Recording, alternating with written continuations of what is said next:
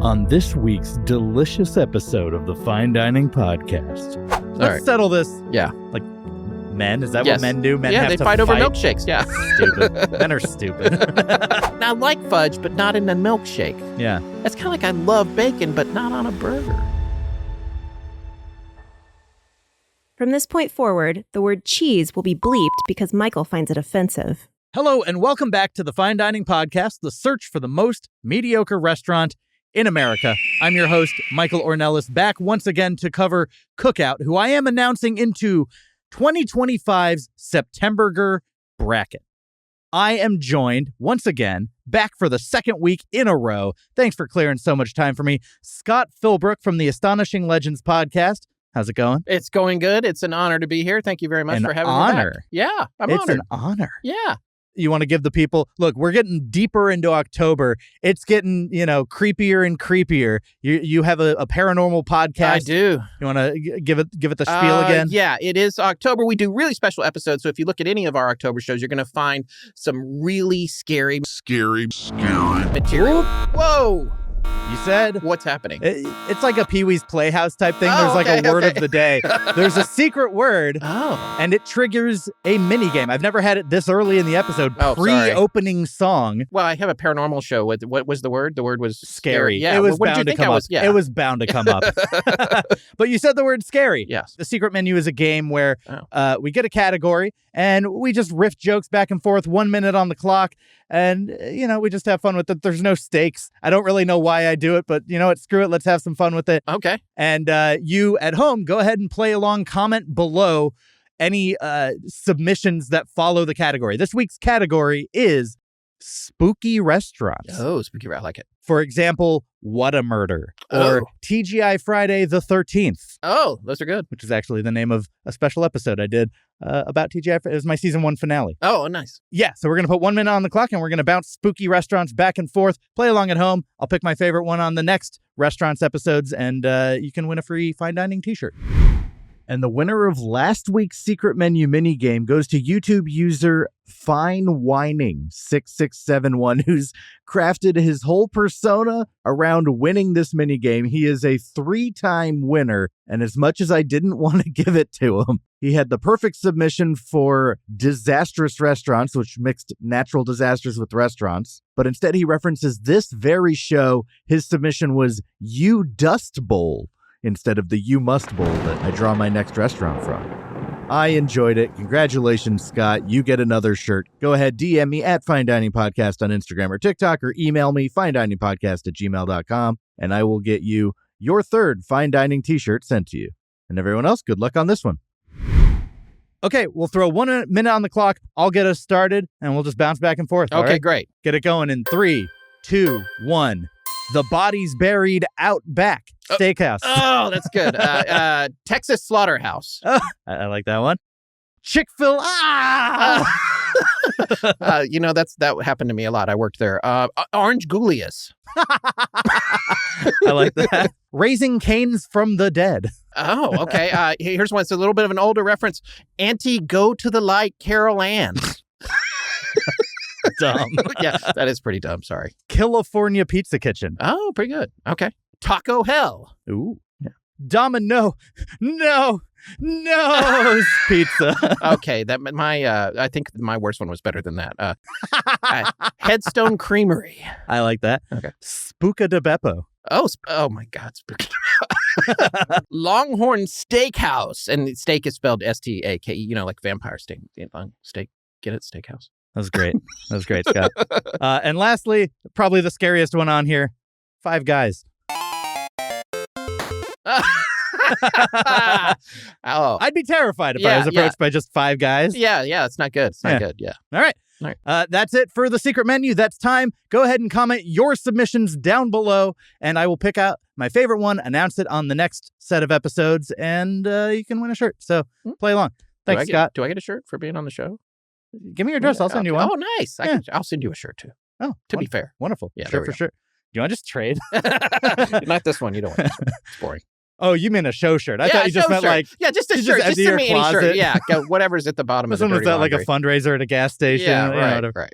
Okay, well, we're not even out of the intro of the show yet because you went real early with the secret word, which is great. Yes. But for those of you listening to the show for the first time, I am looking for the perfectly mediocre restaurant, that spot where bad becomes good becomes bad, what's right in the middle, that nexus point. Currently the leader, Cracker Barrel, at a 5.01 out of 10. Almost at the 5.00, but the search does, in fact, continue. I am judging these restaurants based on 3 criteria. I'm doing it based on their atmosphere, based on its service, and based on its food. Yum. Obviously, I mean, we're reviewing restaurants. Yeah. You got to do the food. Yeah, you got to do the food. Fine dining party of 2. We've been talking a little bit too long. Our table is, in fact, ready. We'll be back right after the opening credits song. Your table is ready, follow me. Have you tried our chicken breast? Serving pancakes and ribs, I recommend the spaghetti. We're here to satisfy, not to impress. Your table is ready, complimentary butter and bread. These walls have road signs, knick-knack, cowboy hat, good luck cat, autographed guitar, some crap from your city. Behold the tchotchke of mediocrity. Fine dining, just fine dining, fine dining. 2 letters on the sign are shining, neon flickering, irregular timing. Identify the perfect 5 out of 10. Fine dining, fine dining.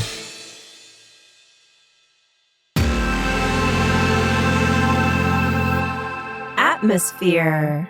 Okay, so with the atmosphere, there's one thing I want to bring up that isn't even really a part of this, but it is the first thing I noticed when I pulled into the shopping center that this cookout is in. Yeah. There was a cinnamon roll place called Cinnaholic. Yes. Which I just find so funny to like picture someone's like jonesing like, oh God, I'm addicted to cinnamon rolls. Hi, my name's Scott and I like cinnamon rolls. Hi, Scott. But for the restaurant itself, we pull up, they've got a very recognizable logo of a big spatula amidst flame-grilled fire emblems and stuff with cookout right in the middle. Yeah. Real flashy, but kind of a font that looks like, I feel like they could have picked a sleeker font. Yeah, maybe so. And that's been the same a long time. I think probably at least since I first started going there, which we have deduced was pretty much when it opened. Yeah. The chain, that is. I like the look of the place, though. This place did feel clean. Apparently, this location in particular is one of the newer ones in the Greensboro area. It definitely is. Yeah, the older ones, 8 years. They don't roll like that, the older ones. Yeah. Yeah. And I haven't even seen one of the older ones. I haven't passed by them or anything like that. Yeah, they're more janky. But we chose this one specifically because they had a spot where you could go inside and dine. A lot of them just have either an outdoor table or just a walk up and drive through windows. Yep. And that's it. Yep. And you had emailed me like, this might be a sit in our car email. And I'm like, my ass, it will. You did good. It's funny. You found the cookout with the dining room. That's like there's a Chick-fil-A on the corner of Sunset and Highland that has no dining room. It's like the only Chick-fil-A I know of that doesn't have a dining room. And it's got just all the big picnic tables outside. Out front, which are usually preoccupied by people that aren't having Chick-fil-A at all. People who just need a seat. Yeah, they just need a place to sit. Yeah. But I went inside. It was very clean and sleek. Yeah. Which is normally a thing that I'm into. But somehow this time it felt a little too neat. Yeah. A little too put together. Yeah. I'm going to tell you something, though. A couple of things about it. One, firstly, atmospherically, for me, the atmosphere started when I was all the way out on the main drag, turning in to come into Cookout, which I would say from where I pulled off and into the road, maybe a 1/10 of a mile. I smelled it before I got there. I smelled like the char grill burger. Me too. Came into my car. I was like, that's working. That's working. And if they're doing actual grilling of, they're really doing that because it would cost a lot of money to pipe that smell out into. Cinnabon, everyone knows the smell of a Cinnabon from a mile away, right? Right. They have a specific thing where they don't ventilate properly. Yes. Intentionally. Oh, right. And they put their ovens toward the front of the store. Yeah. So that, when you're in in a mall, you smell Cinnabon, and it really is. It's like Bugs Bunny floating over. Yep. You smell a pie. That's our second Bugs reference in this series. Part one had one too. So. It's a very loony couple of weeks. Yeah. We're going to Yeah, but I'd say pull references from the 50s. But the atmospherically, I would say, like, I smelled, and I felt like, oh, this is going to be good. I'm excited to eat here. So, and when I came and pulled up, it's like a newer location, like you said. I'm used to going ones that to ones that are a little older and not run down, but just they're showing their age. And when I came in there, it felt like a 80s bedroom from a teenage villain in a movie.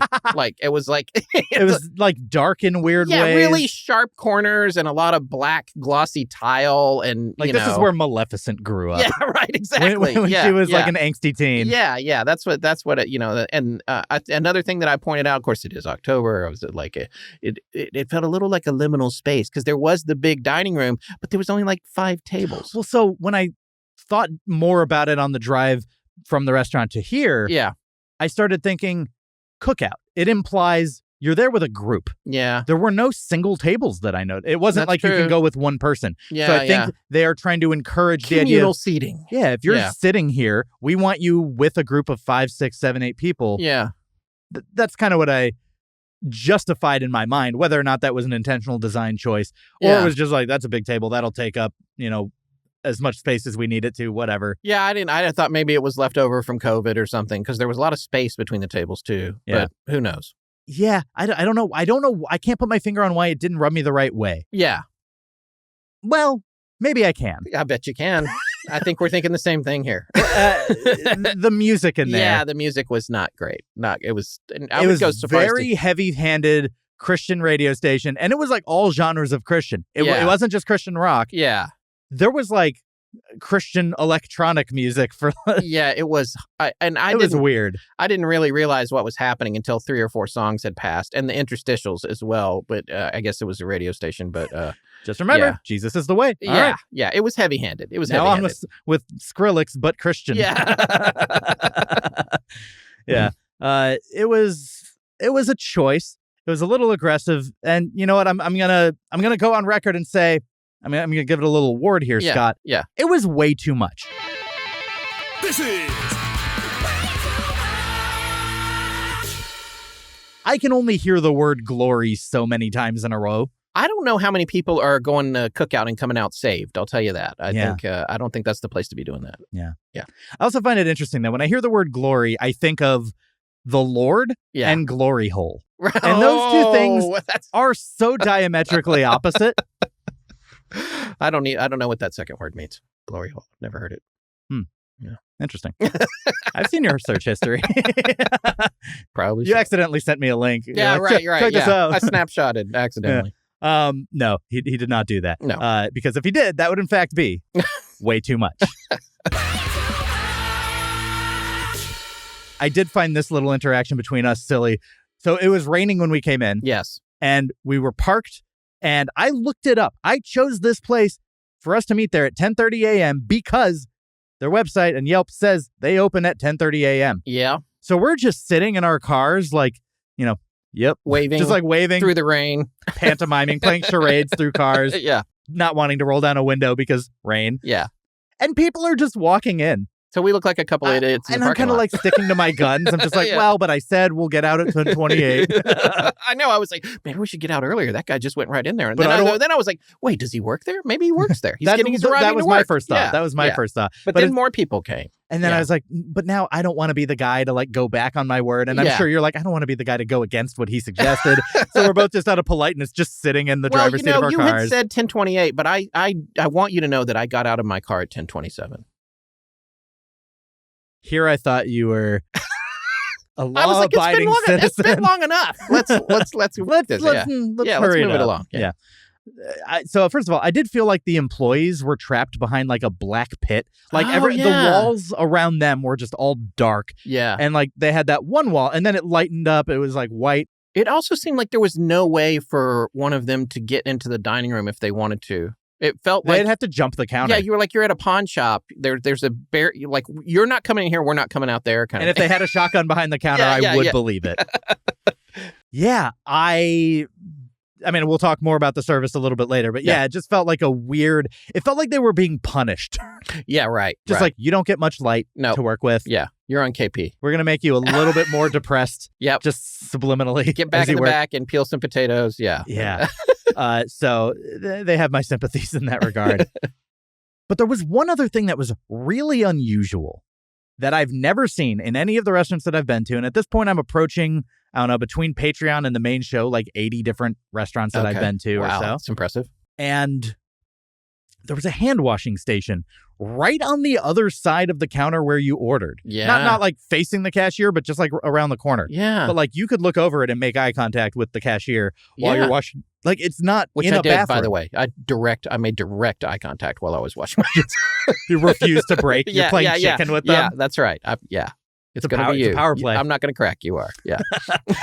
Meanwhile, they're just like in this black pit of despair. Yeah, they're just like, get me out of here. why is They're this- blinking SOS.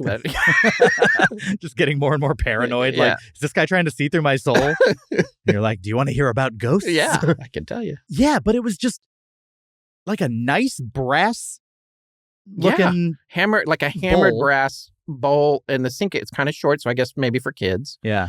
And it had the soap dispenser, a mechanical soap dispenser, but a touchless paper towel dispenser. And the fact that it was there out in the open made me wonder a specific question, Scott. Yes. It made me ask, What's going on over there? What's going on over there?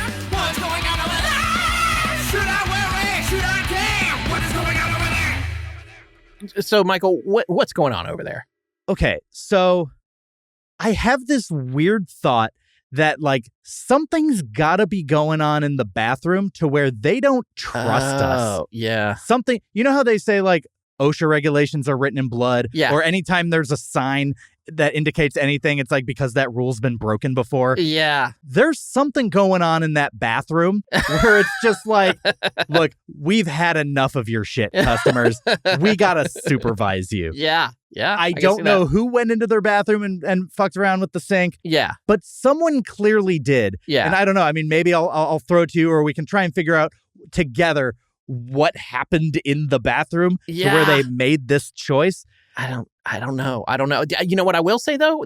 While we were there, it was a lot of work crews coming in. It's a bunch of guys from a body shop, a bunch of guys wearing vests that you wear when you don't want to get hit when you're on the road. Like the reflective orange. Yeah.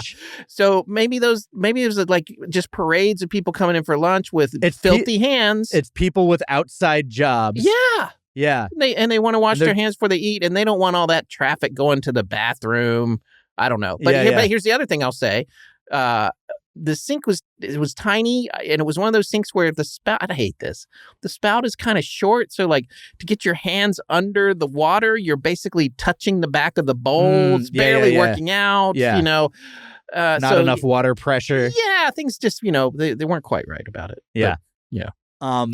I think to play on the idea that it's like all these people where it's just like, when you work at a job like construction, you work outdoors, you don't really have a bathroom. You have a porta potty mindset. Yeah. You live a porta potty life. That's right. And they're just like, don't bring that into our place. Yeah. You wash your hands out here. Do not enter that room. Don't go to the bathroom unless you absolutely have to. We've had enough of your shit. Yeah. Yeah. No, I think it's something like that. I think that is, in fact, what's going on over there. What is going on over there? I think that's everything I have to mention with this atmosphere, other than like there was a big sign of a cherry wine bottle cap on the wall. Cheerwine. Bottle cap on the wall. Yeah. That was a nice touch, but it just felt so corporate, like sponsored. Yeah. Felt like when a race car has a logo on it. You know, in the old days, they had those big bottle caps for Coca-Cola that were big metal signs that, are now like, if it's on American Pickers, they're like $5,000 or whatever. And they're like 4 or 5 feet across that they would hang, I think, at gas stations and stuff. Yeah. And my best friend growing up had one that we used as a sled when it snowed. And we called That sounds so fun. We called it the Coke sign. It was a death wish. It would go like 1,000 miles an hour with absolutely no way to steer it. You were just like, you had no idea where you were going when you were at the top of the hill. Yeah. On the Coke sign. I only just now remembered that. But I thought about that Coke sign internally in the inner monologue when I saw the Cheerwine one that you're talking about, which, yes, was very corporate and clean. They should always be, they should have a patina to them. They should be rusted. Yeah. You should not want to touch it in fear of tetanus. Exactly. Yeah. If that sign's not getting me sick, then I don't want to want it near me. Yeah. If it's not covered with lead paint, no. Yeah. So anyway. If I should be in the same room as it, I don't want it. It's like the elephant foot Yeah, exactly. in Chernobyl. Yeah, not good. Yeah. It's like 3 people took a picture of it and they're all dead. So we got to score this atmosphere overall, just, from 2 thumbs up to 2 thumbs down. How are you feeling about just the vibe set by a cookout? I'm going to go... And you can go right in the middle if you want. Yeah, I'm going to go 1 thumb up and 1 thumb down. I'm like, it was mostly clean, but it did feel a little bit like an airport bathroom. So basically balanced out to very Yeah, middling. I was like, okay, you guys kept it clean, but I feel like I'm sitting in a bathroom at LAX. Yeah. I did feel like, not that they did this, but it felt like the type of place where to wash the floor, you just throw an entire bucket down. Yeah, and then you go outside and text until it dries. There's just some sort of solution in there. It's like, it'll take care of itself. Yeah, exactly. That's the smell that wafts out at 3:30 in the morning. Yeah, this it was clean enough, but it felt sterile in a way that didn't have charm. Yeah. So I'm actually going to go 1 thumb down overall for the atmosphere. It's not the worst thing I've been in. It wasn't dirty. I see. Oh, okay. I see. I didn't understand think of it as the scale. A scale from this to that. I'll go 1 thumb down then. I'm with you on that. Yeah. Okay. I always think, whenever I'm in a fast food restaurant, I always think about how, and this could be apocryphal, it might be made up, but I always think about how years ago I heard that the chairs at McDonald's were designed to make you uncomfortable after 10 minutes. So you don't spend it. Yeah. So now I'm thinking that whenever I'm in a restaurant, I'm like, they want us to leave. This is not quite comfortable. When they're giving you side eye, it's like, all right. Yeah. The egg timer we has sat there gone a off. good while. Yeah, we were there. And to their credit, they were fine. They were fine. Yeah, there was no cold shoulders there. Yeah. Well, they were in a black pit of despair, honestly. I don't think they saw past the periphery. No, and they couldn't get out to say anything to us anyway. Yeah. Because they're trapped behind the counter. Yeah. All right. So 1 thumb down from both of us? Yeah. That'll do it for the atmosphere. Service. So I don't want to talk ill of anybody, but I'm not going to name drop. The girl behind the counter, I wrote this down. Her vibe was very much like, I don't know, man, you decide. Right. I just got a vibe where, if I asked her opinion on things, she would have no time for it. Yeah.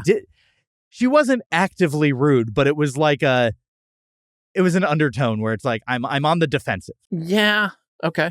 Did you feel that as well? Well, I felt like, she might have been phoning it in a little, because I felt like we looked like 2 of the most indecisive white dudes standing in a restaurant in the history of time.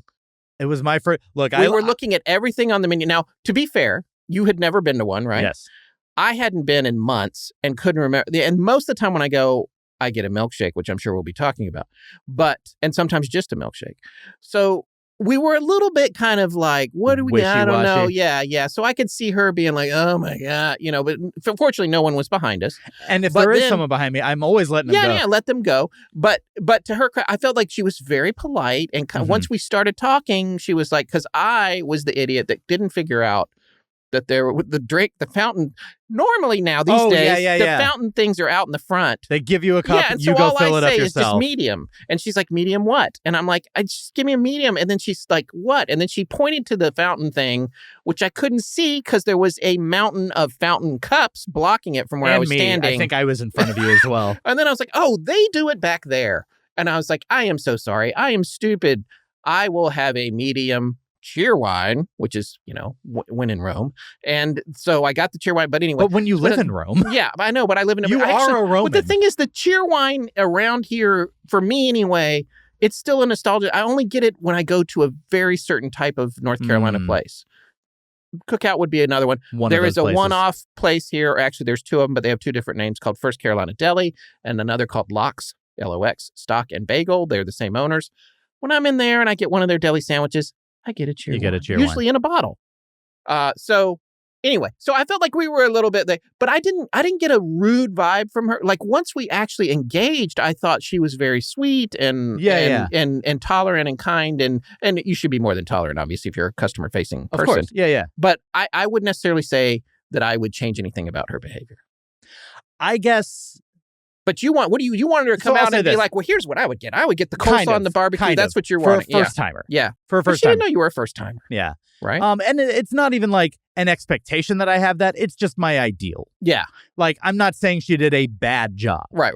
By any means. Yeah. but she wasn't warm. And Yeah. I like a warmth to... Yeah, no, I hear you. I like to be able to joke or Yeah. whatever. Yeah. And I felt like if I would have even cracked a joke, she would have been like, I'm sorry, sir, I don't have time for that. Yeah, I hear you. I got you. But it was like a standoffish vibe. There was nothing actually standoffish about the behavior. No, you know what? It's like that thing that you get sometimes where it's a little bit like they're setting the stage, and the stage is, look, we're all in a fast food restaurant, basically. Yes. Can we just get on with Yeah, the yeah, business of this needs to happen kind Yes. of thing? And there was definitely that. I'll agree with you there. Let's do the transaction. Yeah, let's get And this I'm like, transaction. But I don't even know how Yeah. to start the transaction. You have food here. I Yeah, understand yeah, that. But yeah. what's the thing? Yeah. And you would think with all the research I've that I would know. Yeah, you would have known. You would have come in with your order, maybe. Now, one other thing I noticed about the service here, it felt like a weird segregation between front of house and back of house. Yeah. We had our cashier lady. Yeah. And then there was another lady from the back because the cashier was out, I think, grabbing ice or something. Yeah. And I was trying to get us ketchup for our fries. I go up to the counter. No one's there. Yeah. I notice a woman from the back and I'm just like, excuse me. And she comes up and I'm just like, can we get some ketchup? And she spent until the other lady came back looking for where the ketchup was. Yes. And they had like a rack of sauces. Yeah. And none of them were ketchup. Also, this area that she was looking was about 10 square feet. If that. Yeah. If that. Maybe 8. Yeah. But it just seemed kind of funny to me that it's like you work here and you don't know where the ketchup is. And I'm not saying that's a flaw on her. I think it's just they have very clearly defined roles. Yeah. This is my domain. You know The what front. here's what I think that there is about that from a zone standpoint. I think there is the front of the house, and I think the back is the bread and butter because it's the drive-through. Yes. And their machine is back there. That's the machine, and then up front it's just like, oh great, somebody's in the dining room. Right. Someone meandered in here. They Yeah. must be lost Yeah. or they don't own a car Yeah, or whatever. right. But they're not using our bathroom. The sink's right there. I'm just like, do I pee in this? I gotta go. Yeah. Well, with the way that wall is built, they wouldn't know if you looked at them and did the. Can you imagine you're just making eye Yeah, contact with just them? peeing into They that little never sink. even know. You're just getting away with murder in the middle of a cookout. Yeah, it's not good. By the way, we do not recommend this. This is not advised. This is a hypothetical of, well, you could. Yeah, you could. Yeah. Overall, I would say that the service, it was a 1 down. And I mean, the scale for this is I'm calibrating against every restaurant I've ever been to. Yeah. This is below what the average service experience is. Okay. When you go to an Applebee's, you at least have someone who comes to your table, takes your order, banters with you. Well, some places it seems like they're ramping up on that. You go to some places now and the service is suddenly way better. And then it's either that or sort of what we got today. Yeah. Yeah. Yeah. So I'm going to go 1 thumb down. It's nothing personal. It's not a knock on anyone there. I think it's just the setup and the dryness, I think, that we received Yeah. tonally. Yeah. I go 1 thumb down. No malice behind it, but 1 thumb down. Yeah, I guess I'm going to agree with you. I'm a little bit reluctant because I It wasn't never expecting. feels nice to say 1 thumb down on but I service. wasn't expecting a lot more than what we got. Sure. So in terms of like what I expected when I went in there, they were nice enough. I'm kind of a flat thumb, but in the big picture, I think I would have to trend towards the 1 thumb down with you. Yeah. All right. Oh, hey there, bud. We heard you like Dungeons & Dragons. Fancy that. We're your Canadian neighbors, eh? Dungeons & Dragons. And we just started Season 3, which means it's the perfect place to start with us. Let me give you a little taste of the show. How much is a donkey cost? Russ, how much is The a question donkey everyone cost? wants to know. Is he ever going to give you up? Never gonna give you up, never gonna let you down. Orcus is gonna rule all and he won't desert you. Find out why Dungeons & Dragons has been downloaded more than 1 million times. Start listening to Season 3 today, anywhere fine podcasts are found, or at dumbdragons.com. Food. Yummy. Food. Let's talk The about food. reason we came here, I mean, it's a place called Cookout. It's not called Service Out. That's right. It's not called Atmosphere Out. Yeah. It's called Food Out. Yeah. So we're comparing it to cookouts, right? You went to a cookout, somebody's house, Yeah. backyard, whatever. Yeah. I mean, that seems to be like what they're aiming for. And I've got to say this. I think I had low expectations for the food, and it definitely surpassed my expectations. Okay, that's good. I don't, this wasn't like one of the top meals I've had in my life, but I genuinely enjoyed everything. Oh, that's I don't good. think I gave anything here a bad rating, Right. which to me is like 4 or under. Yeah. But I didn't even give anything a below average rating. Everything's above 5 for me. Yeah. Okay. So let's just go through it. So I want to talk about the Cheerwine. Now, this isn't going to factor into my rating overall because it's not a Cookout original thing. That's right. They host it, but it's a North Carolina regional thing. So I tried it. It's not going to count for Cookout, but I do want to talk about it. Okay. I'd prefer Cherry Coke. To paraphrase Office Space, I'm going to have to go ahead and disagree with you there. Yeah. Yeah, I don't know why. Cherry Coke, to me, the cherry part is like too sweet and too chemical. Cheerwine, I find, is a more natural. I love a Twizzler. I'm all about kind of like a chemically fruit. Not too far. I don't want medicine-y. Yeah. But like. But no, that's what I feel like with the cherry. But, it's always up to the fountain with the cherry. I never get it unless it's at a fountain, really. Yeah. I mean, sometimes you get it out of the can. But like, no, I have to say I prefer Cheerwine. But I've been drinking it since I was in high school. Although I moved out of the state for almost 30 years. So I didn't get it when I was. It's weird. It would turn up in some places in California, and I would be like, "Oh my God, it's Cheerwine!" But there was a novelty to that. I'm going 6.5 out of 10. It's not bad on Cheerwine itself. On Cheerwine, yeah, I'm going 7.5 on Cheerwine. Yeah, maybe even 8. It's not a huge differential between us. 7.5. Yeah, like we're within a point. Yeah, but like, yeah, it's fine. Yeah, okay. I liked it. It was even good, but in its own class, I prefer Cherry Coke. All right. Now for the things that Cookout itself actually offered. We got different sides, but we both got Cajun fries. We both got a tray. Yes. And the trays come with 2 sides, comes with an entree. Yes. I ended up ordering a second entree, and I'm going to have to go back and get a third burger for September. Okay. To just try 3 different things, because that's just the structure of the tournament. 3 burgers from each place. Gotcha. So we'll start on the sides. I'll go with my onion rings first to just set the tone. Yes. 2-word review. It's fine. Yeah, I'm with you on that. 5.5 out of 10. Nothing remarkable about them, but it's an onion ring. You're not going to be upset that you got these. I recently started consuming onion rings again at Burger King. I forgot they had them for about 20 years. Yeah. So I've started again, and I felt like the last round of Burger King onion rings I had were better than the ones at Cookout today. Yeah. Yeah. Yeah, there was just nothing. They made no stylistic choice with these. Yeah. Yeah. It was a breaded fried onion. Yes. That's all it was. Nothing unique about it. Right. Not even a seasoning, really. Yeah, yeah. Not much going on there. Yeah. So they didn't want to polarize anybody. They played it safe. They did. But where they didn't play it safe, and I think in the proper way, were their Cajun fries. Yeah, those are the side we both ended up ordering one of. Yeah. These are a very seasoned fry. Yes. And I thought that the seasoning was great. I did too. I agree. I thought they were delicious. I'd give, I don't know if we're individually rating those. Yeah. Everything. Okay. Yeah. I would give those an 8, honestly. But I went 7.5. Yeah. And I would specifically do that because, and I told you this when we sat down this morning, through a strange set of circumstances, I'm sort of single dadding it right now because my wife is out of town for work. I've had a high number of burgers and fries over the past 5 to 7 days. And I just had the Cajun fries at Five Guys, and I find them over-seasoned compared to the Cookout ones, which I thought were right better. Yeah, they were right in the sweet spot. Because a lot of times the Five Guys ones, it's like you can't even see the French fry. If I get Cookout again, this will be the side that I get. There you go. Along with the thing that you got, the Hush Puppies. Yes. They did those real well. It was unexpected to me how you make something so simple, so good. Yeah, and that's another North Carolina thing, very much so, especially hand in hand with pork barbecue. Yeah. It's unusual for them to even ask you. If you order the pork barbecue, you're going to get Hush Puppies kind of thing. But there's just like the barbecue, which is different from the high country to the low country in North Carolina, like I'm saying up in the mountains, down at the beach, and in the middle of the state, which is sort of flat. They call it the Piedmont. There's different takes on Hush Puppies. Different takes on Hush Puppies, and with varying degrees of sweetness.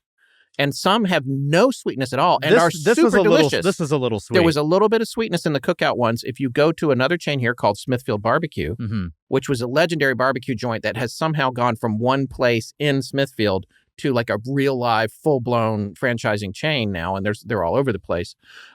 Their Hush Puppies aren't sweet at all. But they give you like a honey butter to dip them in, which is nice. But yeah, I thought the ones at Cookout were pretty tasty for the version of Hush Puppies that have a little sweetness to them. Yes. Yeah, the sweetness is really working for me. Yeah. They were crisp in just the right way. Had like a corny flavor almost. Yes, yeah. 8.5 out of 10. Nice. I'm going real high. I'm approaching excellent on this. I would tie with you on that. Yeah. No, I'm here for the Hush Puppies. Yeah. And even when you say that there's a stylistic difference, I don't know if other ways of doing it are going to be a deterrent for me. No. I'm just like, they all sound equally, unless you're loading them in right, which personally I wouldn't like. No. It feels like nobody does that. Whether you sweeten it or not. Yeah. I'm going to find a way to enjoy it because Yeah, they're good. Yeah. what you pair it with. Yeah, and it is a form of cornbread. It is a kind of Yeah. cornbread. Yeah. I digress. I want to know how Hush Puppies got their name. I have no idea. Sounds like someone was like kidnapping a dog. I know. No, I'm going to have to look it up. Well, there was a shoe. There's then a you- Hush Puppy shoe. Oh, that's a brand. That's got to be what it is. No, it's not going to be you're related. kidnapping a dog. Yeah.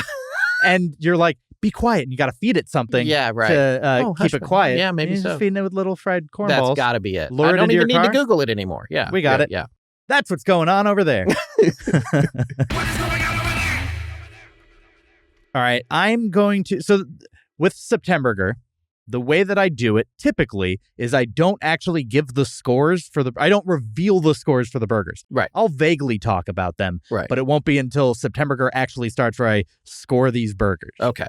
But you got a burger that isn't in September. I didn't taste your burger. That's right. Okay. Yeah. Usually it'd be like, hey, we'll order 3 burgers. We'll split them all. Right. But well, we could have done that. You should have said something. I didn't want to like impose what you have to order no, I onto would have you. done that. Yeah. But I know how food shows work.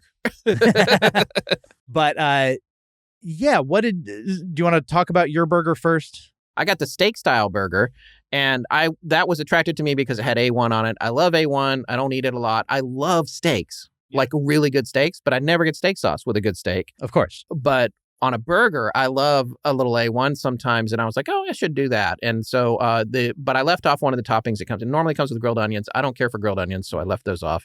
But it was delicious. It had just the right. It wasn't like swimming in A1. It had just a nice little tangy kick to it. Sure. And it was cooked medium. I prefer medium rare, but I don't know this for sure, but I think in North Carolina with the fast food restaurants, there's a law.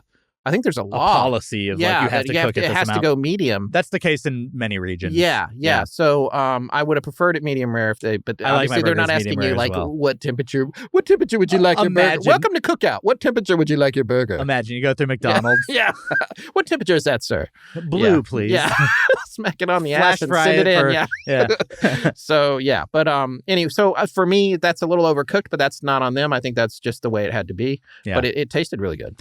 I honestly don't mind an overcook on a char style burger because Yeah. it just feels like, well, it's charred. Yeah, that's true. Yeah. That's true. So I will say this though: the lettuce and the tomato and everything was cold and crispy. it was so fresh. Yeah, I liked It that. was very too. fresh. Yeah.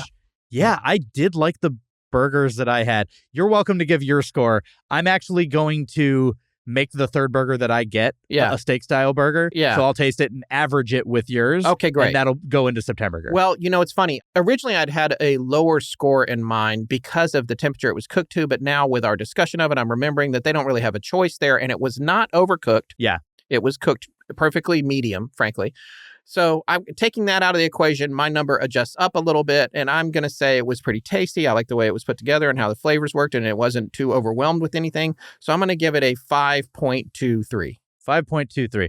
So slightly above the most mediocre burger you Yeah, could that feels have. right. Like it's good. It's but above not the pinnacle of enthusiastic. mediocrity. It's above the pinnacle of mediocrity. The pinnacle of the middle. Of mediocrity. Yes.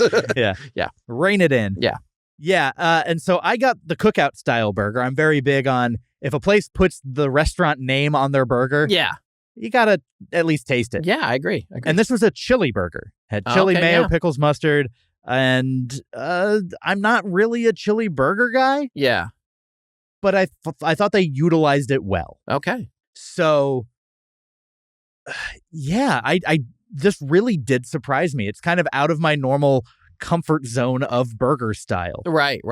I'm not a chili guy. I was impressed by it. There are chili style burgers, but normally what I'm getting if I go to a place like this is what I ended up getting for my other burger, like a barbecue style burger. Yeah. I like a barbecue sauce with typically fried onions. This wasn't fried onions. Oh, right. I feel like it would have helped it if it was like a crispy onion string. Yeah, I don't feel like they with do bacon. that around here. Yeah. Yeah. Real big around where I am in LA, like Islands. I don't know Yeah. if you've been to Islands. I absolutely been to Islands many, many times. They- Ventura Boulevard, but the actually. Ventura Reds. And the or Marina Del Ventura. Rey one. The Islands Reds Yeah. are one of their toppings, and Yes. it's basically crispy fried red onions. Yeah. Such a good topping. Yeah. I can't judge a place for not doing a thing that I would have rather had. Yeah. I got to take it as it was. You know what I like at Islands? The shorebird. The Can you believe that? shorebird. I remember something That's off their the chicken menu. one, right? Yeah, the chicken. Sorry. I had Yeah. to say that because it just came back into my head. Yeah. I've been gone from LA quite some time, but I Yeah. remember the shorebird. Yeah. They also have great fries. Yeah, they do Love have their great fries. Yeah. So, yeah, for the cookout-style burger, I'm going to save my score for September, but I will say, I liked it. And I think the score, it'll surprise you. You just got to wait 11 months to hear about it. And then the other burger I got was the Out West burger. Look, I live in LA. You gotta. It's named after where I came here from. Yeah. Bacon, onion, mayo, pickles, barbecue sauce. And I feel like it didn't stand out in its category. What was the barbecue sauce like? What kind of barbecue sauce? Was it like a red sauce, like a tangy sauce? It was a little tangy. Yeah. Huh. Interesting. I should try that. I just felt like I've had barbecue burgers a lot. Yeah. And this didn't stand out in that category. Gotcha. So I think you're going to find a better option. Even if you go across and up the street a little bit to Steak and Shake, you might find a better barbecue style burger. Yeah. So. Wait, there's a Steak and Shake up the street? There's a Steak and Shake. Oh my God, it's my town. I didn't even know that. Yeah. Oh, I'll have to try that out. Yeah. But yeah, so this Out West burger, it was fine. I would even say it was good because that combination of toppings and flavors, to me, those are just good. Right. It's a good combo of things. Yeah. Someone cracked that code ages ago, and lots of burger places have done it since, and it works. Right. But you're not standing out amongst others. Still a good burger, though. Yeah. And then lastly, yes, dessert. Yes. Have we covered everything else? Yeah, I think so. All right. I got a shake. You have to get a shake when you go to Cookout. Yes. You literally have to. Sometimes that's the only reason I go to Cookout, frankly. They'll punch you in the back of the head if you don't. Yeah. Like if you walk in that door and leave without a shake, you're like, oh, what was that? Yeah. So I heard, word on the street, you can mix flavors. Yes. So I immediately had my heart set on a banana pudding shake because I'm a pudding guy. Right. I'm a pudding boy. I love me some pudding. I'm like an old guy with no teeth. Give me my pudding. The amount of snack packs that I can go through if I buy them, like I'll get like the case of like 24. God, those are good. I haven't had one of those in a while. I might have to go to the store today. Go pick yourself up one. Yeah. You will thank yourself. Yeah. Be like, oh, thanks, past Scott, for thinking of future Scott. Yeah. But then when I was like, oh, you can mix and match, what goes well with a banana pudding? I got banana pudding, peanut butter fudge milkshake. How do you put fudge in a milkshake exactly? Like, I don't know. Yeah, okay. Probably the liquid like dispenser fudge. Yeah, okay, dispenser fudge. Not like thick. I will say, like, fudge is very hard to make. I've tried to make my grandmother's Christmas fudge. I've tried that 5 times, and only one time has it worked. The rest of the times, it just never solidied and poured out of the pan into the trash. So I would have been impressed if they'd actually made fudge. If they'd managed to crack and then that. put that, those people in the back that don't get to come to the front, maybe. The geniuses in back, the wizard, the food wizards. Yeah. Look, this thing just worked for me. It tasted like Elvis. Yes. It really did. Just did it have the bacon contingent? It didn't have the bacon. A little bacon in there. But I was drinking it in between bites of my Out West burger, which did have bacon. Right, so it works out. And I actually, going back to that burger, I will say the bacon was a respectable cut. Yeah. Sometimes you get a bacon burger and it's just like, this feels like the Hormel. Yeah. Like you can literally warm it in a microwave, super thin and flimsy. Yeah. This is not that. It had a good heft to it. It wasn't too much. Yeah. Jinx. We said heft at the same time. I never would have thought that I would have, at any point in my life, actually said heft at the same time as someone else. First time for everything. There is a first time. And you jinxed me, so I owe you a Dr. Pepper. Yes, you owe me a Dr. Pepper. Not a Coke. Yeah. I really enjoyed this to the point that I'm giving it a 9.5. Wow. I'm going close to perfect. On the milkshake. I've got nothing I would change about it. Yeah. I would say, having tried the exact same flavor, it was pretty effing delicious. Yeah. I would say, though, I'm thinking, it's funny.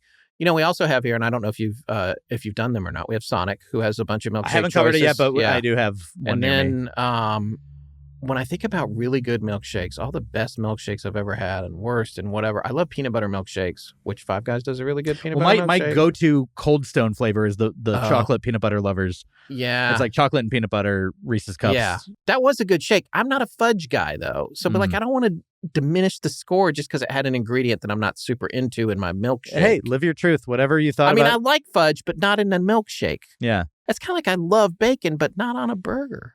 Really? That's just where I'm at. To me, bacon's a must-have ingredient for a burger. I'm not one of those guys that likes to do all that. So, but anyway, but I'm with you that it was outstandingly delicious. It had a nice consistency. The temperature was good and the mixture was all great. So I'll go 9, not 9.5. Okay. Yeah. I'm not going to fight you on a 0.5 differential. Okay. Well, then that's good because I thought we were going to have to step Maybe outside. I will. Yeah. Let's step outside. Let's settle this. Yeah. Like Men? Is that Yes. what men do? Men have they to fight over milkshakes. Yeah. Stupid. Men are stupid. All right. Well, yeah. So overall, the food, I'm going to go 1 thumb up. Yeah, I mean, absolutely. I'm with you on that. It's One not thumb a up. 2 thumbs up experience. Like, look, No. we're not kidding ourselves. This isn't like Master's Does Steakhouse. anybody on your show go to 2 thumbs up? Yeah. Okay. Like who? Like a Portillo's Oh, okay. or a I haven't eaten there. I've heard of it, but I've not eaten there. Yeah. born in Chicago. Okay. You know, is that deep Italian dish? beef? It's Italian beef and Chicago style hot dogs. Yeah. I could see where that could be 2 thumbs up. and some of the best Yeah. like crinkle cut fries. Yeah. Okay. That sounds pretty good. How am I possibly hungry? We just ate like 3 hours ago and we pigged out at the. This food freaking rules, dude. Yeah, I guess it does. It's I am ballooning because of how much I love food. So, yeah. So yeah, 1 thumb up on the food. All right, great. Okay, Scott.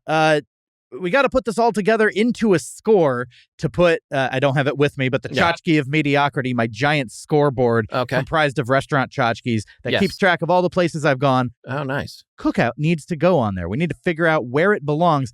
Oh, this is like the lap times on Top Gear. They had a board for like they drove every car on the exact same track with the exact same driver. Yeah. And they all so it was pretty interesting. Yeah, got a big old scoreboard, which at this point has 70 plus restaurants on there, 80-ish restaurants on there. That's wild. I want to see that. I'll show you a picture. Okay. And so Cookout needs to go up there. Yeah. But before that happens, we got to take a little stop at the Calibration Station.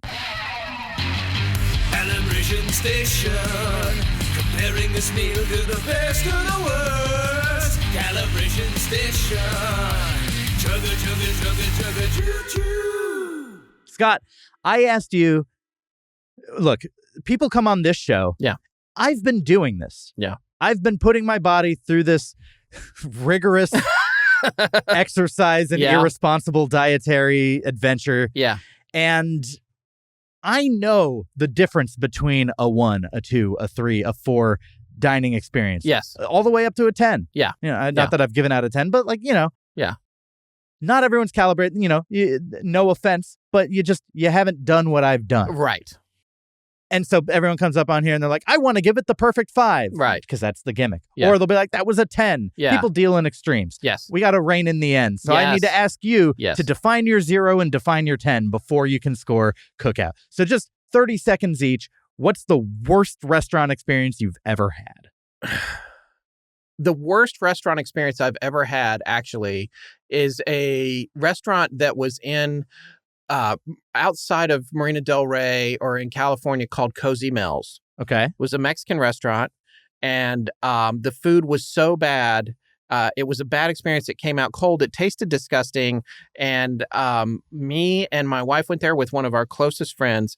And in our 20-minute drive home, we were all beginning to have bathroom emergencies. Oh, all of you? All of us. After Cozy Mills. Was not cozy at all. That's like Russian roulette, but they're all loaded. Yeah. And on top of that, when we got back to the apartment, because we'd all left from one apartment, our friend, I couldn't get the key to the gate, to the courtyard to work to go into the apartment. He scaled the fence, and in the course of that, speared his jeans in the crotchal region, nearly taking out the family jewels, but he didn't.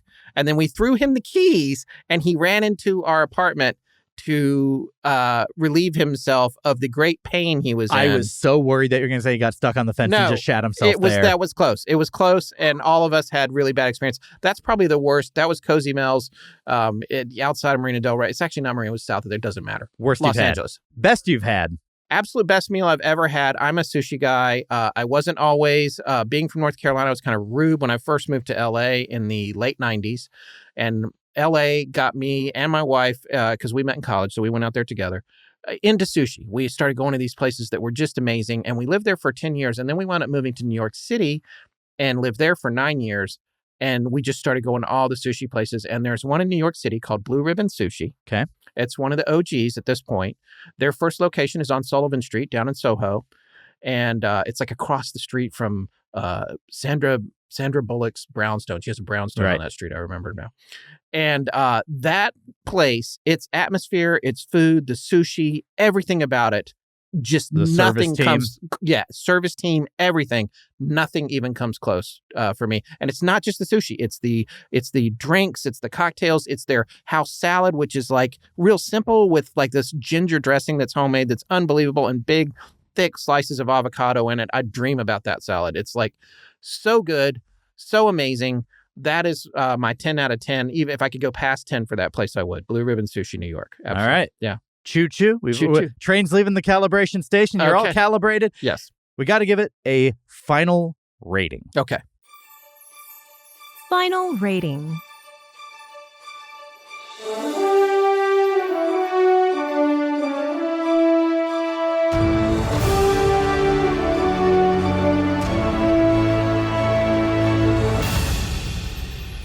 This is going up against that sushi place. This is going up against Cozy Mel's. Yeah.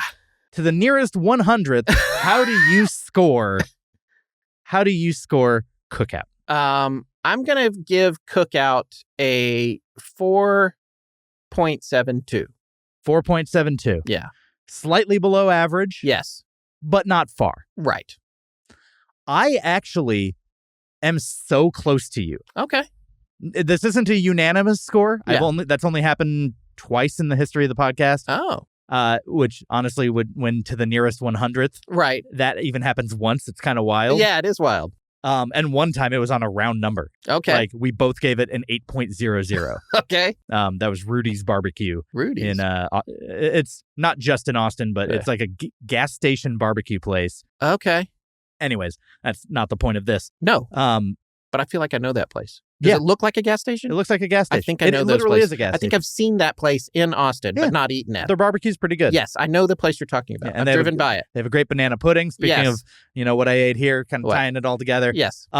This was no Rudy's. But I'm very close to a unanimous score on you. You Yeah. gave it 4.72. Ah. I gave it a 4.76. Wow, we are pretty close. Okay.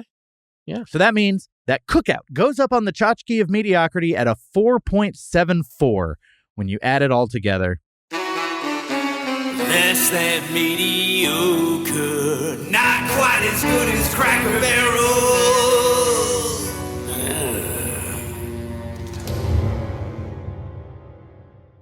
I'm not mad about that.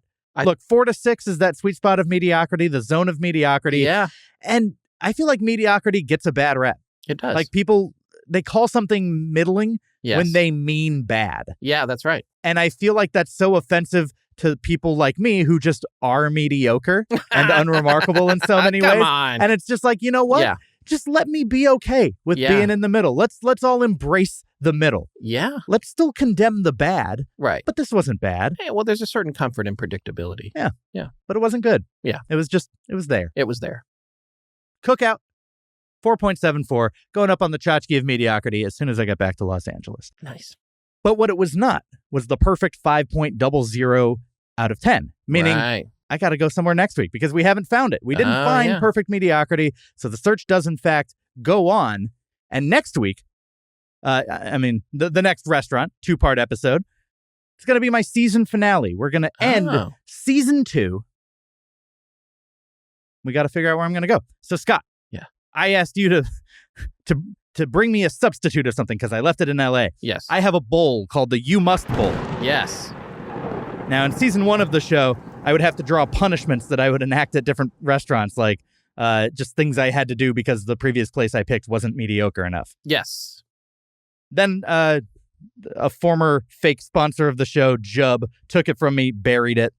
Okay. You're not into the storyline of the show. You don't know. You don't know the lore Yeah, of I'm the in Fine the dark Dining right now. podcast. I don't know the canon. I went and dug this back up once I realized that my guests kept picking places that I'd already been. Oh, okay. And so I was just like, look, because we used to play a game to compete for who got to pick where I go next. Right. Gotcha. And they just kept picking places I've been. So I'm Okay. just like, look, to fight that, we're just going to put it to chance. Okay, great. So in this bowl, I've got a bunch of restaurants that I haven't been to yet. So I'm going to pick one out randomly.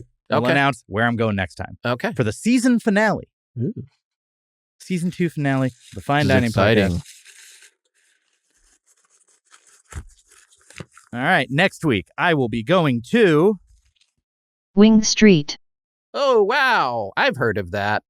And you know what? It's the end of October. I've got to double down. I know we did the spooky restaurants bit here. Yes. But I feel I want to go deeper into horror for my season finale, just like I did for the season 1 finale. So next week, or for the next 2 weeks, I'm going to do a special episode called Nightmare on Wing Street. Ooh. Because I'm going to Wing Street. Nice. You know, that place that serves wings and is half of a Pizza Hut. That's a place you need a sink in the dining room. Yeah. Honestly, it's a practice I wouldn't hate if it popped up more. There you go. I'm going to be honest. Scott, thanks so much for coming on. Oh, it was fun. I had a great time. Thank you for having me. Do you have anything you want to say to the people?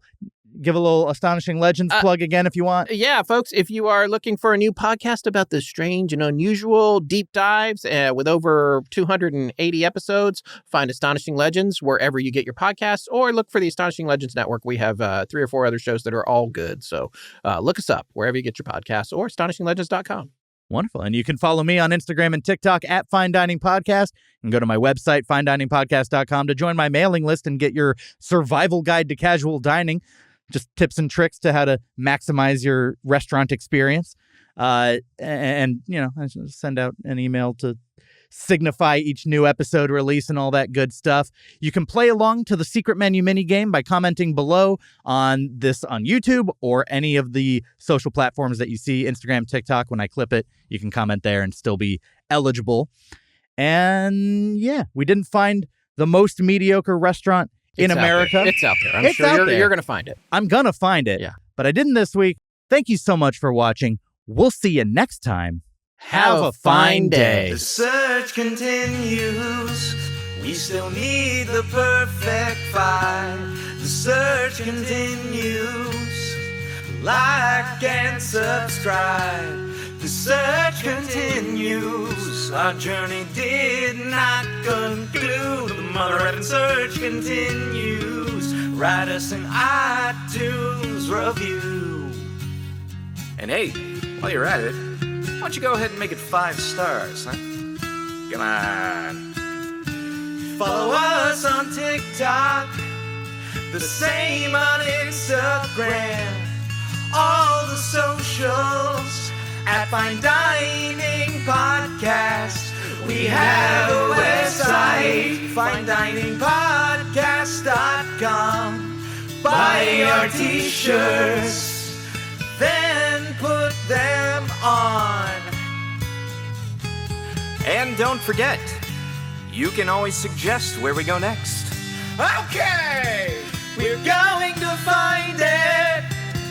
Mediocrity. The search continues. See you next week.